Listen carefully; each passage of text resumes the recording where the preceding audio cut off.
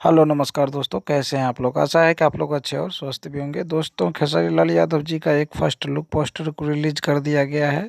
तो कौन सी फिल्म की है और एक और फिल्म का टीजर रिलीज होने वाला है, तो क्या है पूरी सच्चाई जानने के लिए हमारे वीडियो को अंत तक बने रहे और हमारे चैनल को सब्सक्राइब करके लाइक कर लीजिए। तो चलिए दोस्तों खेसारी लाल यादव जी का एक फिल्म का फर्स्ट लुक पोस्टर को रिलीज कर दिया गया है, जिस फिल्म का नाम है प्यार के बंधन। यह काफ़ी अच्छा फ़िल्म होने वाला है दोस्तों। और साथ ही मैं आपको ये भी बता दूं कि खेसारी लाल यादव जी का एक फिल्म का टीजर भी रिलीज होने वाला है 8 दिसंबर को। तो दोस्तों जान लीजिए, ये फिल्म का नाम है बलम।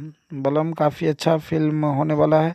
इसका टीजर रिलीज यानी इसका ट्रेलर रिलीज होने वाला है 8 दिसंबर को। आप ज़रूर देखिएगा और मैं वीडियो ज़रूर बनाऊंगा और लिंक भी आपको मैं दे दूंगा, आप देख लीजिएगा। लेकिन 8 दिसंबर को दोस्तों, तो मेरे चैनल के साथ आप बने रहिएगा और सब्सक्राइब कर लीजिए। तो इसी के साथ जय हिंद दोस्तों, नमस्कार।